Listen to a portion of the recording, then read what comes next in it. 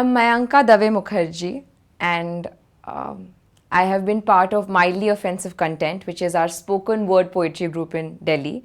We perform in different cafes, basements, outdoor spaces, and the aim of our group is kind of to find that line between where the private ends and where the political begins, and situate our poetry somewhere right in the middle.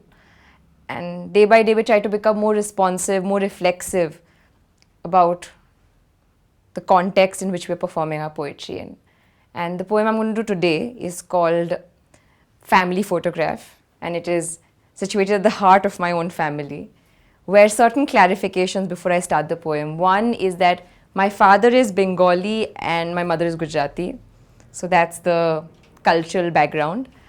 And then we have about 3 tortoises and a dog and a pigeon, and it just kind of makes for very interesting elements in my own family. So that's where my poetry begins. So this one is a small poem about all the different channels of communication that we use in our house, because language at some point just becomes redundant with people you're over familiar with. So here's the poem, Family Photograph. My bed is 89 years old, which makes it the oldest member in my family of 12, with grandma being 83 and Zimba being 3, and my tortoises seem to never noticeably grow. In winters, they can be used as paperweights, and I know my mother has a terrible desire to put candles in them for Diwali to have what she calls slow disco lights. To add to the variety, our cook Porish Kaka let in a pigeon the other day to make a nest right on top of the TV cabinet. So every time we increase the volume of the TV, we are scared of eggs exploding. And then there's Porish Kaka's wife Kollani Kake and my dad's elder brother Jetha. The former can't hear and the latter hates not being heard, so all day they bicker. And bicker and bicker and bicker and bicker, bicker, bicker, bicker, bicker, bicker, bicker, bicker. Words sometimes aren't meant for a conversation, but to fill gaps in a room with furniture kept minimum so that Jetha's walker doesn't collide into anything. His walker is the second loudest thing after the 89-year-old bed.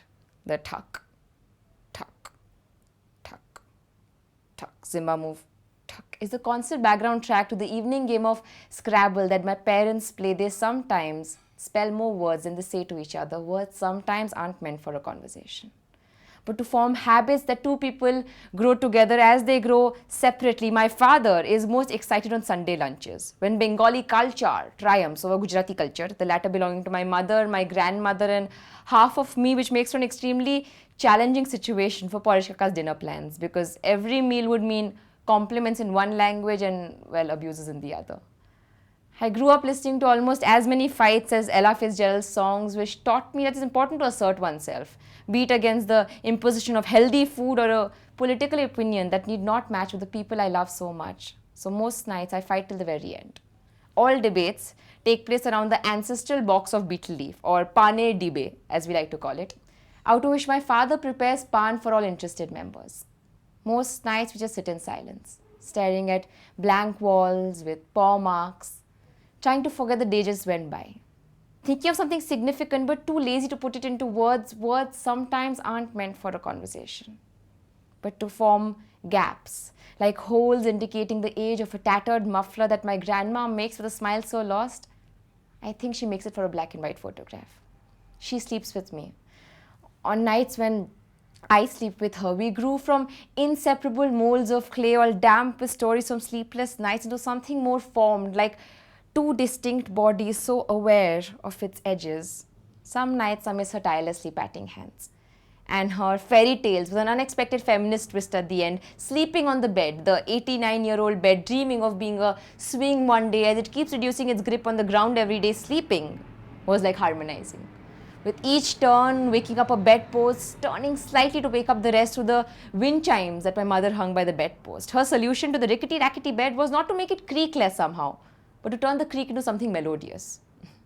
Solutions in my house are never solutions to problems, but mechanisms invented with a story of their own. Like the basket we hung by the staircase to avoid grandma from climbing up and down and up and down and up and down and up and down, was soon decorated with chits and bangles and mirrors and drawings and doodles so many, it became too heavy to work. Some solutions forget their problems. Some words forget their meanings, and some conversations have absolutely no purpose in a family like ours, where family photographs have endangered species being sniffed by a curious dog who's forced to pose by a bunch of humans who talk simultaneously in 4 languages. Thank you.